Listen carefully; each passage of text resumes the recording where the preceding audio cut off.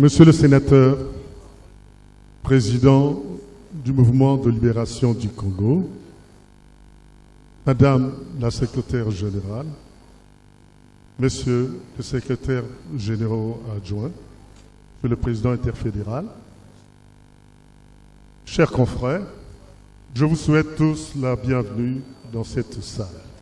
Monsieur le Président, après 11 ans d'absence du pays en général et de la ville de Kinshasa en particulier, nous de la presse, nous sommes vraiment honorés que vous consacriez votre première adresse, que je pourrais dire publique, à notre milieu. Franchement, cette marque de confiance nous honore. Nous pensons sincèrement qu'au cours de cet entretien, des malentendus, des précisions seront levées et que la presse sera vraiment la courroie de transmission entre votre vision et cette population congolaise qui, à travers la population de Kinshasa, a montré son attachement à votre endroit. Voilà. C'est une conférence de presse, je précise bien. Seuls les journalistes ont le droit de poser des questions. Et les journalistes poseront des questions par exposé, des questions précises pour avoir la lumière sur les points qui leur semblent non clairs à ce jour concernant soit la vision du MLC en général et du président en particulier, soit sur d'autres questions d'intérêt général. Monsieur le Président, ici se retrouve la presse internationale, la presse nationale, écrite, audiovisuelle, en ligne.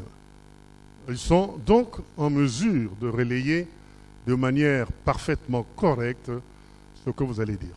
Aussi, avec votre autorisation, nous allons vous accorder un moment d'introduction, d'orientation, qui sera immédiatement suivi du jeu habituel des questions-réponses.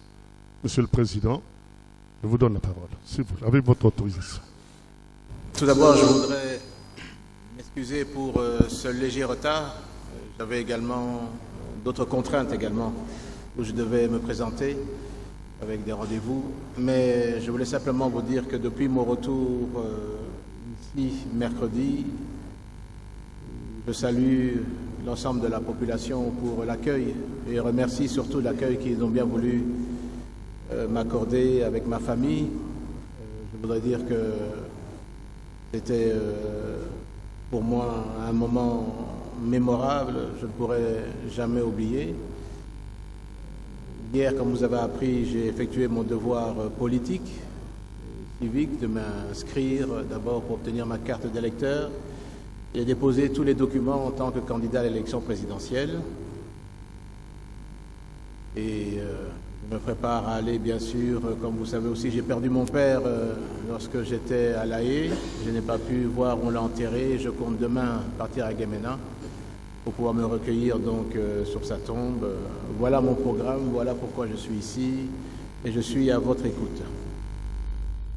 Francine Mokoko, TV5 Monde. Monsieur Demba, vous avez eu hier un entretien avec le président de la CENI. Est-ce que vous avez abordé la question de la machine à voter? Étiez-vous rassuré en ce qui concerne le processus électoral? Une autre question, c'est concernant votre résidence ici à Kinshasa. Est-ce que vous avez entrepris des négociations avec le pouvoir en place pour vous trouver une résidence? Merci. D'accord. Oui, hier j'ai été effectivement à la CENI pour déposer ma candidature. C'est l'occasion aussi pour que je puisse obtenir ma carte d'électeur. Deux points importants ont été discutés. Je suis resté 3 heures dans ces discussions. C'était la question de la liste de 6 millions d'électeurs sans empreinte digitale. Et la deuxième question était celle concernant la machine à voter. C'est un échange fructueux, je dirais peut-être constructif, l'avenir nous le dira. Mais j'ai fait remarquer, en tout cas au niveau du président de la CENI, que 6 millions, mais 6 millions, c'est la taille parfois d'un pays, d'un peuple, c'est énorme. Il m'a expliqué qu'il y avait une part de responsabilité de la CENI. Il m'a expliqué également que la machine pouvait permettre qu'on puisse inscrire et délivrer des cartes d'électeurs sans empreinte digitale. Bien sûr, je lui ai dit, et la réflexion, je lui ai dit, mais qui nous garantit que ces électeurs sont véritablement des électeurs? Parce que je suis passé par le jour même, d'ailleurs hier, la procédure pour obtenir ma carte d'électeur. J'ai vu le temps que ça prenait, j'ai vu toutes les étapes, les questions qui étaient posées, que vous tous connaissez, et moi-même, je n'ai pas pu, en tout cas, éluder la question et le fait de déposer mes empreintes sur un appareil qui était sur la table. Donc, je ne m'explique pas pourquoi ça n'a pas été fait. Il m'a donné beaucoup d'explications, des omissions, des empreintes qui n'étaient pas visibles. Mais le fait est qu'il y a 6 millions. Et je le dis, le problème des élections, c'est qu'il faut que tout le monde puisse avoir confiance au processus. Parce que si, au départ, dans le processus, nous doutons tous, acteurs politiques, de la crédibilité du processus, alors vous ouvrez la porte aux contestations au lendemain. Ce sera la première fois qu'il y aura une passation de pouvoir entre un président et un autre président. Donc, il faudrait en tout cas que ce nouveau président soit légitimé à la suite d'élections crédibles. Il m'a dit qu'il va entamer des actions dans les prochaines semaines. Je voudrais lui laisser la primeur de pouvoir l'annoncer au niveau du public. Ce ne serait pas élégant de ma part d'anticiper, mais il y a une action qu'il va mener pour cette question dans les semaines à venir. C'est ce qu'il m'a dit. La deuxième question était concernant la machine à voter. Le président de la CENI m'a fait une démonstration qui a pris 25 secondes. Je vous passe les détails parce que c'est une entrevue de 3 heures. Mais sur ce point, j'ai fait une autre démonstration, comme si j'étais également un électeur lambda et que j'apprenais pour la première fois à utiliser cette machine. On s'est mis d'accord pour que ça soit chronométré et moi, ça m'a pris 6 minutes pour pouvoir utiliser la machine normalement et passer en revue les pages de chaque candidat. J'ai coupé la poire en deux. J'ai dit, écoutez, admettons que chaque candidat prenne 3 minutes. Il y a une seule machine dans chaque bureau de vote. Ça veut dire qu'en moyenne, cette machine peut traiter 20 candidats par heure. Je lui ai demandé combien d'heures se déroulera dans la journée le vote. Il m'a dit de 6 heures du matin à 17 heures. Donc j'ai vu que ça faisait 11 heures de temps de vote, multiplié par 20. J'ai dit, mais voilà, ça va nous permettre uniquement 220 électeurs. Je lui ai demandé combien d'électeurs en moyenne nous aurons par bureau de vote. Il m'a dit que ça tournait aux alentours de 600.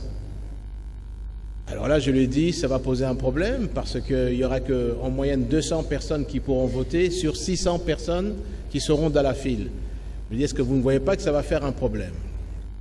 Il m'a dit non, on pourra prolonger de quelques heures. Alors, je lui ai dit ceci, je lui ai fait des propositions constructives. Je lui ai dit, il y a certains pays, l'Égypte, l'Inde, où les votes se déroulent même sur plusieurs jours. Il me dit, c'est l'affaire des législateurs de la loi électorale.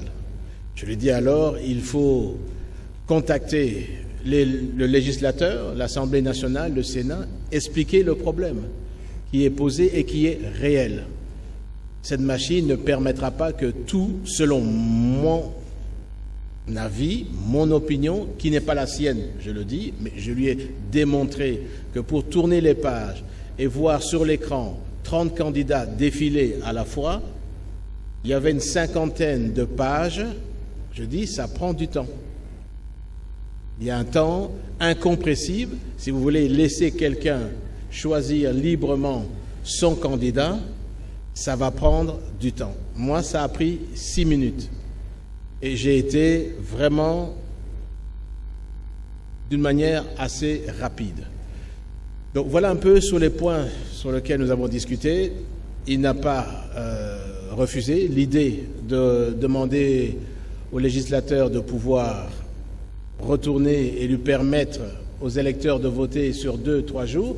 Je lui dis, mais si ce vote se déroule dans la journée, tant mieux. Vous aurez gagné votre pari. Et s'il se déroule, ça ne permettait pas, alors on aurait 2 à 3 jours.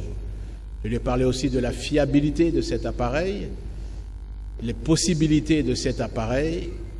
Je lui ai dit également qu'il était temps, encore temps, de pouvoir revenir à une solution du vote par papier, puisque nous déposons seulement maintenant toutes les candidatures, tant au niveau local, national, et qu'il était temps de sélectionner une imprimerie qui permettrait d'imprimer l'ensemble des bulletins de vote. Cela dit, c'est plus facile aussi pour les personnes à l'intérieur du pays qui ne sont pas habituées avec les appareils tactiles, dont vous en avez probablement tous utilisé. C'est plus facile pour ces personnes, le papier, parce qu'elles voient l'image et ensuite elles cochent dans le carré à côté de la photo de leur candidat. Voilà où a été nos explications. On a fait quand même 3 heures ensemble. Il a promis de continuer le contact avec l'ensemble des partis politiques, parce que je lui ai dit, il est dans l'intérêt de la CENI, dans l'intérêt du pays, de l'ensemble des acteurs politiques, qu'on puisse avoir des élections acceptables par tout le monde, dans un processus crédible dont on a obtenu un consensus général sur le fonctionnement. Voilà en gros sur quoi ont porté ces discussions. En ce qui concerne ma résidence, je ne voudrais pas polémiquer. Vous avez tous vu dans quelle situation, conditions avec ma famille nous vivons ici. Je voudrais simplement qu'il y ait une solution qui regarde simplement le droit. Et je ne voudrais pas rentrer dans la polémique non plus pour le moment. Je pense que ce ne sera pas propice aux discussions avec les interlocuteurs que nous avons. Donc je laisse ça pour l'instant à l'état actuel. Bienvenue Bakoumania de l'agence France Presse.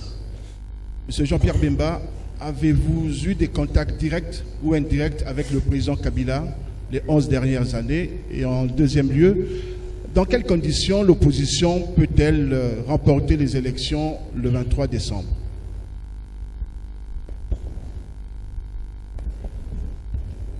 Élisée Odia, Congo Web et 7sur7.cd. Lors d'une interview accordée aux confrères de l'extérieur, vous avez affirmé, vous aviez dit avoir beaucoup réfléchi sur le développement de la RDC. Et selon vous, à combien chiffrez-vous votre plan de développement? À combien estimez-vous votre plan de développement pour le pays? Et pour terminer, votre candidature est sujet à beaucoup de controverses déjà. Avez-vous un plan B, surtout au niveau de l'opposition?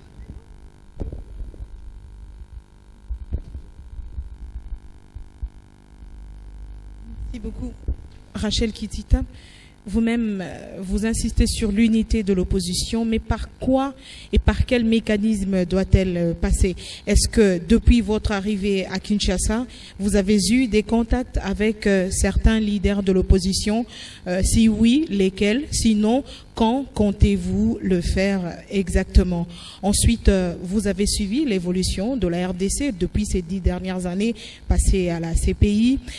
Par où allez-vous commencer si demain, vous avez le suffrage universel de Congolais, vous êtes élu président de la République? La priorité des priorités.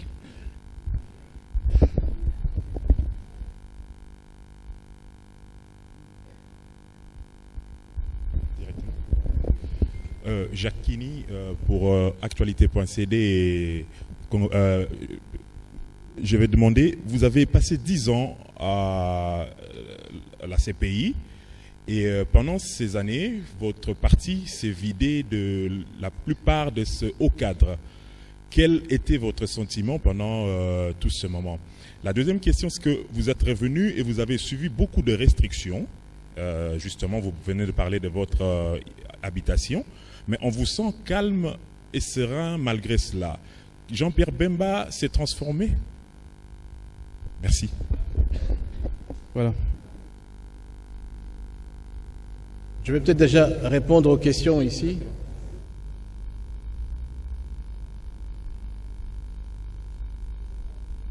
Bon, je vais commencer par la dernière question qui est plus personnelle. Je ne sais pas si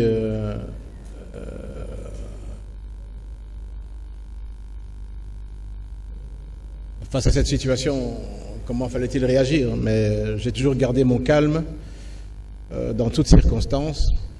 Et je pense que pour résoudre les problèmes lorsqu'ils se présentent, il vaut mieux pouvoir garder son calme. Donc, pour répondre à votre question. Une question a été posée, si j'ai des contacts avec le président Kabila depuis ces 10 dernières années. Je n'ai eu aucun contact avec le président Kabila ni direct ni indirect depuis ces 10 dernières années. En ce qui concerne l'unité de l'opposition, oui, je réclame, et pas d'aujourd'hui, c'est depuis même de La Haye, j'avais écrit à l'intention, je veux dire, de l'opposition, une lettre demandant déjà en décembre 2017 que l'opposition puisse se réunir, qu'on ait des actions communes, qu'on ait une stratégie commune, tout en gardant l'autonomie de chaque parti, parce que j'entrevoyais ce qui allait se passer aujourd'hui. Et cette unité était pour moi déjà depuis l'époque nécessaire, absolue, et nous ne pouvions pas passer à côté, je veux dire, de l'idée de l'unité de l'opposition. Pourquoi? Nous sommes dans un système, d'abord, d'élection présidentielle à un tour. Donc ça veut dire que celui qui obtiendra le plus grand nombre de pourcentages sera élu. Comment faire si l'opposition est divisée, où les voix vont se répartir, faire en sorte qu'on puisse gagner les élections? Ce n'est pas possible.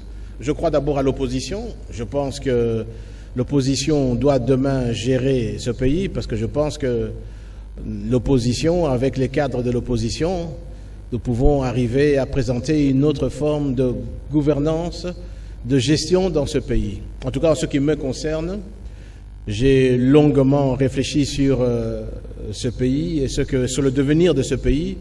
J'ai écrit d'ailleurs un document ici qui n'est pas finalisé parce que j'ai encore une partie que je dois répondre, mais voici le document qui me permettrait et qui part de l'ensemble des activités, des secteurs de la vie nationale qui pourraient être améliorés, que ce soit au point de vue économique, social, éducatif, santé, finances, sécurité, tout est là-dedans, et vous aurez l'occasion dans les semaines à venir de pouvoir le lire pour que ça intéresse. Donc j'espère, oui, l'unité d'opposition. Oui, j'ai commencé à rencontrer des leaders de l'opposition. Je dois encore en voir aujourd'hui, ce soir, cet après-midi. L'idée, c'est de parler des principes et ne pas parler des hommes dans un premier temps. Le principe d'une unité de l'opposition et également le principe comment choisir par la suite, dans un deuxième temps, le meilleur candidat qui pourrait représenter l'opposition au niveau de l'élection présidentielle. Un plan de développement, oui, il est ici. Il repose sur 80 milliards de dollars américains sur 5 ans. Vous verrez, j'ai un tableau anticipatif sur un budget prévisionnel sur les 5 années à venir. C'est possible, je le démontre, parce que je crois que dans une meilleure canalisation des recettes, on pourrait parvenir avec les ressources actuelles. Quand je dis une meilleure canalisation, c'est-à-dire le respect de l'unicité du compte général du Trésor, la canalisation de toutes les recettes de l'État, taxes, impôts, droits de douane, taxes administratives au niveau du compte général du Trésor, une lutte contre la corruption, je pense que nous pouvons arriver à obtenir des ressources plus conséquentes au niveau du pays. Ceci va s'accompagner également d'un plan sur l'amélioration du climat des affaires, qui va attirer des investissements supplémentaires, qui va donner de l'emploi au niveau de la population et qui va permettre de distribuer des revenus aux populations. Mais un des axes prioritaires qu'il faut immédiatement travailler, c'est l'agriculture. Je pense que ça ne doit plus rester un vain mot. Nous avons tout. Nous avons la terre et nous avons l'eau à travers les cours d'eau, les rivières. Ça doit nous permettre de pouvoir rapidement cultiver nos terres, donner l'envie à nos populations de retourner sur le travail manuel de la culture, l'agriculture. Ça permettra de nourrir nos familles et également le surplus de le vendre et même de l'exporter. Pour tout ça, il faut passer par une sécurisation totale de notre territoire. Pour ça, il faut une réforme profonde au niveau des services tout ce qui concerne la défense de notre pays, les services de sécurité, permettre à ce qu'on contrôle tout le territoire, qu'il n'y ait pas des portions de ce territoire qui soient entre les mains de bandes armées, il faut qu'ils soient neutralisés, parce qu'aucun investisseur sérieux ne viendra investir dans le pays s'il entend des coups de feu à l'intérieur du pays. Pour ça, donc, c'est un projet ambitieux, c'est vrai, mais je suis confiant et c'est pour ça que je suis là d'ailleurs, parce que si nous obtenons, grâce à Dieu, la volonté de la population au niveau des élections, je sais qu'on pourra redonner le sourire au peuple congolais, une perspective d'avenir à ce peuple, que nous pourrons également remettre notre peuple au travail, redonner confiance aux investisseurs. Et je suis sûr que le Congo de demain sera totalement différent du Congo d'aujourd'hui, j'en suis persuadé. Voilà pourquoi je suis ici. Merci beaucoup. Moi, c'est Eric Chikouma. C'est pour le compte de Zoomeco.net. C'est un média spécialisé sur les questions économiques. Je voudrais vous poser 2 petites questions. La première, c'est celle de vous demander votre lecture sur la situation économique et financière du pays 10 ans après, disons 11 ans après avoir séjourné à l'extérieur du pays. Quelle est votre analyse ? La deuxième, c'est de savoir si vous avez une idée sur le budget de votre campagne, puisque vous vous êtes préparé. Pourriez-vous nous dire quelles sont les sources de financement? Si vous n'avez pas encore une idée maintenant, pourriez-vous prendre l'engagement aujourd'hui face à la presse pour que, le moment venu, que vous puissiez le rendre public? Merci.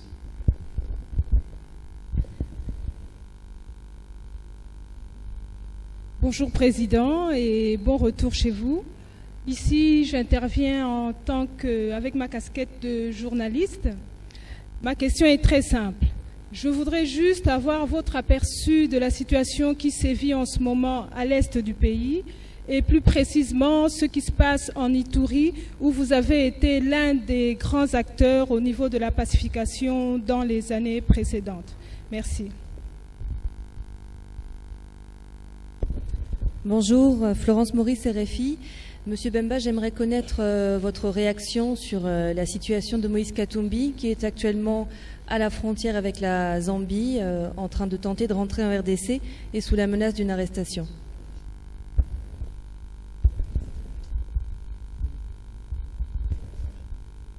Et merci pour la parole. Moi, c'est Askin Zigbia de Radio Okapi.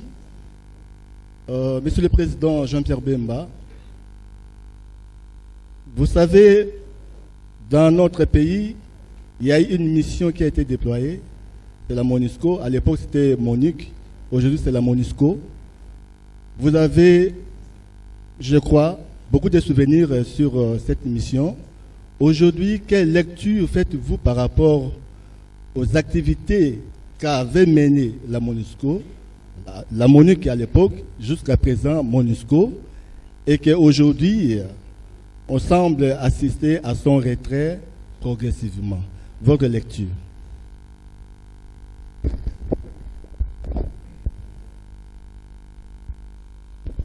Avant que le Président ne réponde à toutes vos questions, je vous rappelle que nous n'avons plus que 15 minutes. Donc, si vous posez des questions, essayez de tenir compte des réponses du Président pour qu'il n'y ait pas des espèces de répétitions dans le fond, même si dans la forme c'est différent. Et je voulais aussi rappeler au Président qu'il a oublié une question. La controverse sur votre candidature posée par l'avant-dernière personne. Très bien. Alors, je vais commencer par cette question. Écoutez, cette controverse, je crois que c'est un combat d'arrière-garde, pour commencer. Deuxièmement, c'est une affaire qui est encore au niveau de la Cour. Je ne veux pas en parler, par respect à la Cour. Je pense que les choses de la justice doivent se discuter dans les prétoires et pas en dehors. Donc, permettez-moi, au niveau de cette question, je ne vais pas l'aborder à l'heure actuelle. Ce que je voudrais directement passer, c'est la lecture sur la situation financière et économique du pays. J'étais vice-président des questions économiques et financières de juillet 2003 jusqu'en 2006, fin 2006.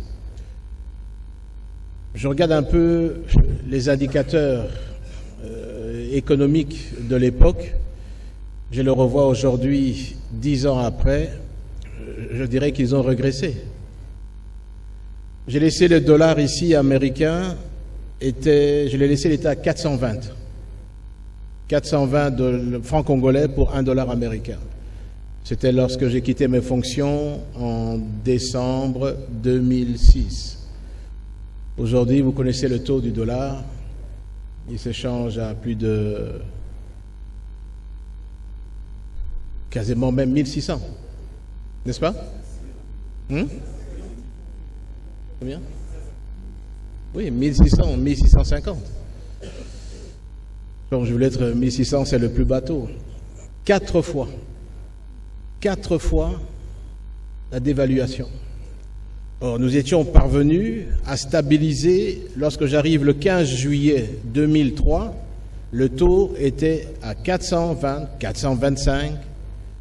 Lorsque j'ai quitté en décembre 2006, il était à 425. Ça, c'est incontestable. Vous avez vécu ici, vous l'avez vu. Aujourd'hui, je reviens 11 ans après, il est à 1600, 1650. 400% de dévaluation. Pourquoi? Quelles sont les raisons qui ont fait qu'il y ait cette dépréciation?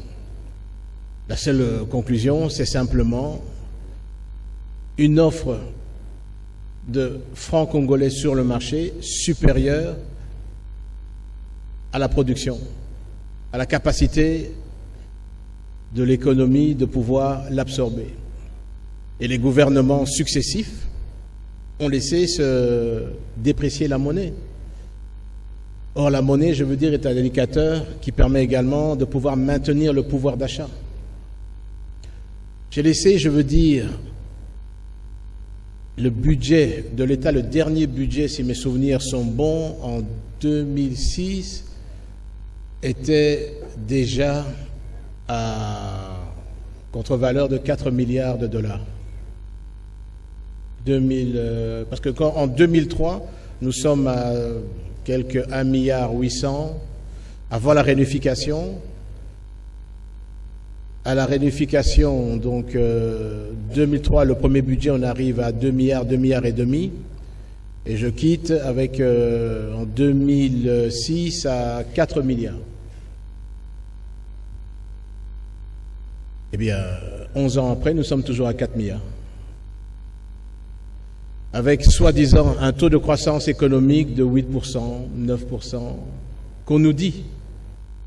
Mais si vous avez un taux de croissance de 8 à 9%, après 11 ans, vous devez nécessairement avoir une augmentation de votre budget de l'État, puisque ça doit être le reflet de la croissance économique, donc de l'activité économique.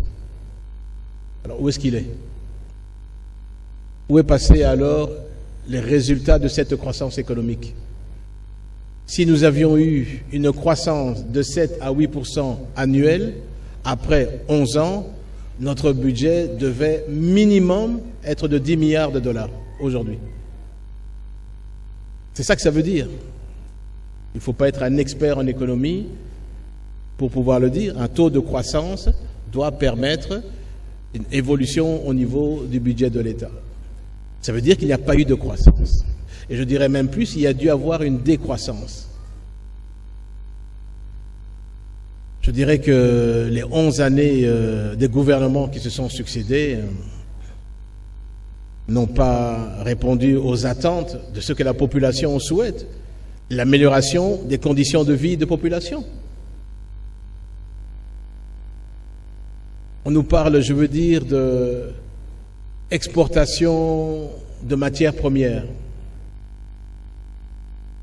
Très bien, mais où sont les revenus de l'exportation des matières premières?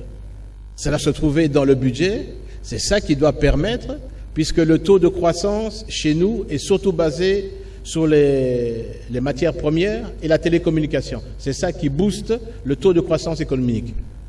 Entre parenthèses, ça peut être un nouveau débat, mais la question du taux de croissance économique, pour moi, ne peut pas être seulement l'indicateur qui révèle l'amélioration d'une économie d'un pays. D'ailleurs, on le voit. Je suis certain que la population ne le voit pas dans son assiette. Donc là, il y a un problème. Il y a un problème, je crois, de gouvernance, il y a un problème de gestion des ressources de l'État, il y a un problème de gestion des finances, et les gouvernements sont responsables de ce problème.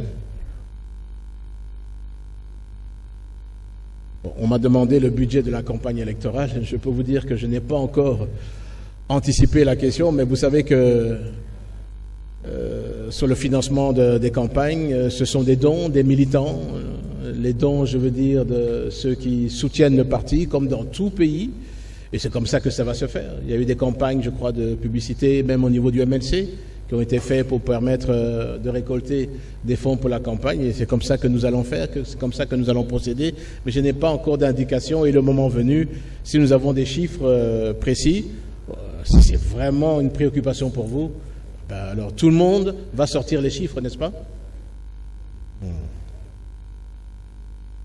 La situation en Ituri, et maintenant à Béni, c'est plutôt sanitaire, mais même sécuritaire aussi à Béni, ce sont deux provinces que je connais bien.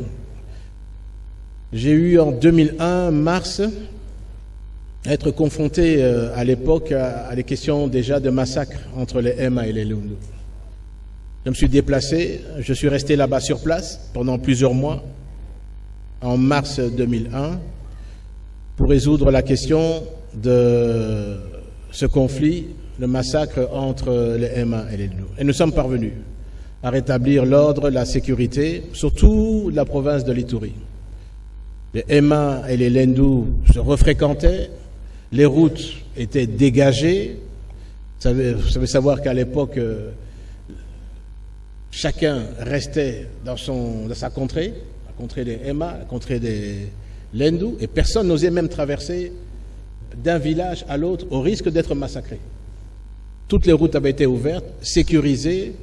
Nous avions même organisé une cérémonie de réconciliation au stade de Bunia. Je dirais que les choses se passaient pour le mieux, et je prends en témoin la population de l'Ituri qui peuvent témoigner. Le même problème, à la même période, se posait au niveau de Beni, où déjà les ADF étaient très actifs. J'avais déployé un nombre suffisamment de troupes pour pouvoir contraindre les ADF à reculer dans le sommet du Rwenzori. Ça a été fait, ça a fonctionné. Les populations autour de Beni, Butembo peuvent le témoigner. La paix, la sécurité avait été restaurée dans cette contrée et les commerçants étaient très contents parce que entre Beni et Butembo, il y a un grand commerce qui se fait sur les importations qui viennent de KCC et qui traversent jusqu'à Butembo. Aujourd'hui, j'apprends qu'il y a un problème sanitaire qui est apparu à Beni. Je voudrais être solidaire aux populations là-bas, tant pour le problème d'insécurité qu'il y a et le problème sanitaire. J'espère que les responsables de la santé, l'OMS, la Croix-Rouge, tout ce qui peut contribuer à pouvoir résoudre ce problème puisse être fait pour les populations, parce que au-delà des problèmes d'insécurité qu'ils ont, faire face à des problèmes sanitaires, je trouve que ça fait beaucoup pour une population. Donc vraiment, je suis solidaire avec eux sur cette question. Je viens d'apprendre effectivement que M. Moïse Katumbi est bloqué à la frontière entre la Zambie et la RDC et qu'on ne le laisse pas.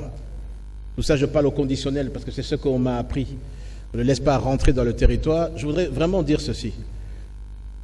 Je pense que pour les élections, l'exclusion n'est pas souhaitable. Je pense que nous sommes, en termes de démocratie, même si nous sommes un pays qui est indépendant depuis 1960, mais en termes de démocratie, il nous appartient encore à consolider cette démocratie.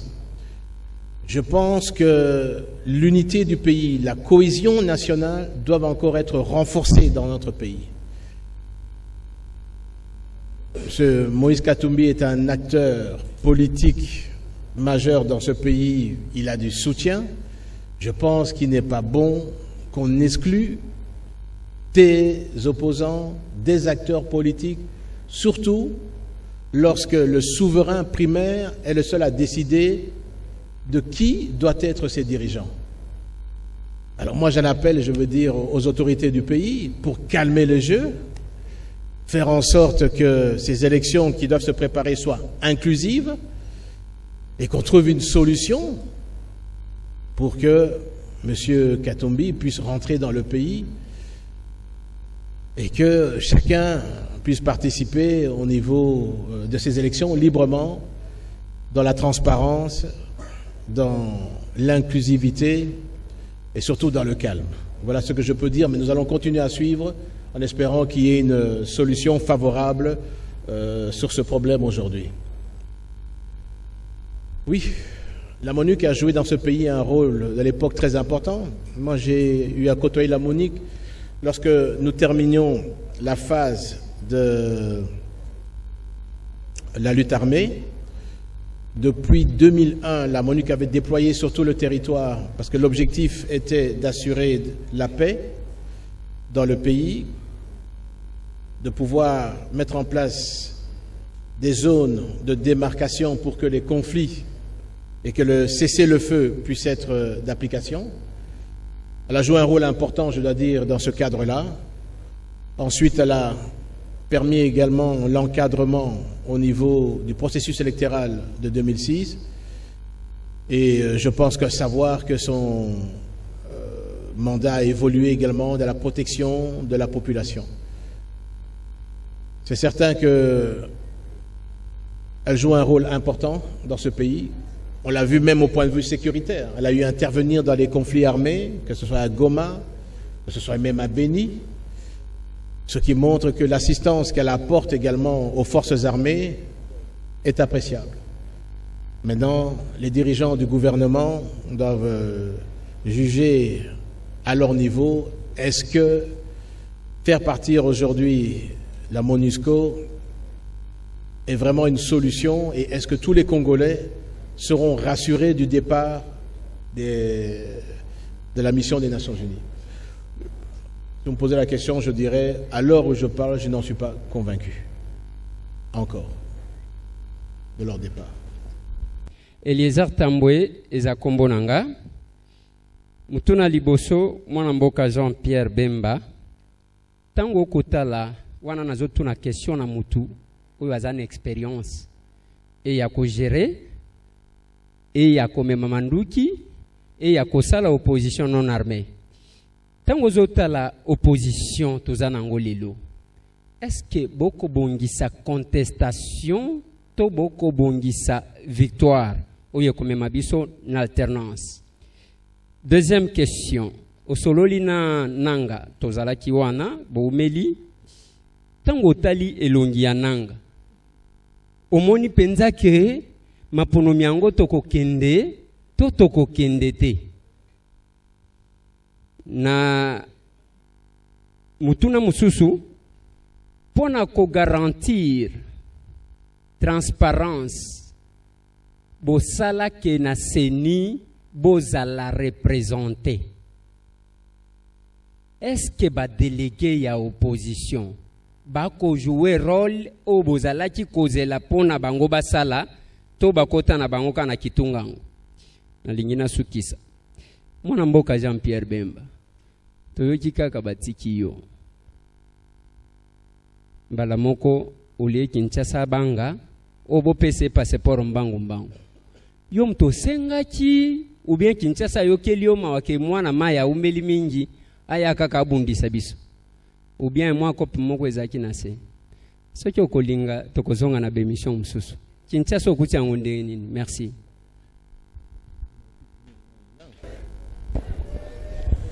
Gilles Boulembi, Canal King Télévision. Mwana mboka Jean-Pierre Bemba Gombo ngana zongeli likambo ya candidature commune. Olobaki na conférence de presse na que soki ekozala yote mais oko soutenir oya kobima. Mais biso toza ba kinois, yo zala kité pendant 10 ans. On connaît les joueurs et leurs jeux. Toyebi ba homme politique bien. Ba kinois pe basi basali classement. Ba o ba kovanda po ba bimisa candidat commun. Eza yo Moïse na Félix. Est-ce que beaucoup talana na elongi pour bimisa candidat moko oya ko affronter bato ya FCC? Pour peuple kinois, ça a besoin de victoire et d'opposition. Beaucoup de temps, est-ce que le candidat commun pensa à Kobima pour Toyebi, homme politique congolais? On connaît les joueurs et leurs jeux. Merci. Bien, je vais commencer par la première question sur les cadres du MLC. Le MLC est un parti où les personnes adhèrent librement. Et bien sûr, si à un moment donné, leurs convictions les échappent, ils sont libres également de pouvoir aller dans d'autres horizons. Ça ne doit pas vous choquer parce qu'entre-temps, il y a des dizaines, des centaines, des milliers de cadres qui rentrent dans le MLC. Beaucoup. Et ce qui montre que le MLC est devenu une pépinière pour certains. Tant mieux, ce qui montre qu'il y a des cadres du MLC, sont des cadres qui sont valables. Donc, ceux qui vaguent à leur opposition, quotidien qu'ils y aillent, mais entre-temps, sachez qu'il y a beaucoup de cadres qui entrent dans le MLC. Et vous les voyez, je pense. Siko nako zongela mituna na ndeko na biso. Lobby effectivement na kutanaki na président Yasseni, na lobaki awa. Na ebisi makanisi na biso. Azali moto azali mayele. Ndenge na lobaki liboso wa na lopoto na kozongela ngote pour un problème il y a temps. Mais je crois que ayebi que tozali très sérieux. Na ke kota la mokonzi Yasseni aya mingai. Mais ayebi que toza kozela siko et ya no côté na ye sur ba question mi balewana à 6 millions d'électeurs et si quand empreinte digitale les alités et question paye à machine wana alobi na toti que l'état akobengi sa opposition ba parti politique nyonso ya majorité et puis akopé sa occasion que consensus ezala et puis toyokana pour que tout le monde maponami d'une manière claire et transparente. Et pas une abisso dans le MLC, tous allez na représentante Moko Azali Kuna. Je crois qu'Azali, maman, Azana expérience mingi depuis CNI, puisque Azana Katina structure, il y a CNI, ça fait plus de 10 ans. Ayebi Monsala Naye, toujours Baba, toujours Talaye. Sikoy Bazali membre ya CNI. Je sais que la partie Moussousou Bazo Senga changement et pas une bango na katina CNI. J'espère que bako permettre la partie wana ba représentant la bango bazala pe na kati et puis bazala bien représenté. Question il y a passeport. Nganazali sénateur. Sénateur de fonction. D'ailleurs, les lois après-midi, que le refait na kiti nangai où ils allaient prévu dans le Sénat. En tant que sénateur, tant on a bimi, na comme président, il y a Sénat. Dengue, sénateur, nous surtout, Sengaka. La tenue du président Sénat, est-ce que au cours comme Mokanda, dans le ministère des Affaires étrangères, dengue à ça la campagne sénateur Nyoso, pour un passeport nangai. A comme ministre des Affaires étrangères, ministre des Affaires étrangères a PCA Yano, à l'obéda qu'elle est l'ambassade Nabiso, pour un tiaba empreinte, natika abikala nyo surtout et qu'on permettre un passeport. Et à la suite de ça, n'abe ipsingai nabato bazaki kolanda dossier à wana Kinshasa, le ministère des Affaires étrangères, que passeport est allé prêt, et puis batindenga un passeport. Je crois que Nyoso et les Kindenge et les Kagapa na bato Nyoso, je ne vois pas quelle faveur. C'est un droit. Dans la Ligue congolais, et ceux qui n'ont pas passeport en tant que Congolais, le gouvernement, il faut appeler ça tout Congolais passeport. C'est ce qui s'est passé. Voilà. Alors, oui, opposition, il faut Toyokana. Oui, na Félix dans le Koutanaï Lelo. Na Bamususu, il faut Tokutana, to Solola, et puis Tozoa, solution, Wana, alternance, il y a lobby. Félix Azali Lek Nangai, Bamusu Bazali Bandeko Nangai, Tokoki ko Solola, Tozali allié politique, puisque Tozali Nangambo, il y a opposition. Toko Solola, et Tokotala, et l'Okonin Tokosala, pour avenir dans Mboka Nabiso. Tozana a droité na échec, parce que la population a condamné Biso. Donc, Tokotia, sentiment, nous surtout pembeni, Tokotala Liboso, intérêt à Mboka, et puis, Tokene dans Liboso, pour na Toyokana, pour que tout soit solution pour Mboka Nabiso. Je crois que Toyokani, na euro, il faut na koma na Sénat, vice-président Mokola Zozelangai, Bolé Misangai, il faut na Tikabino Awa.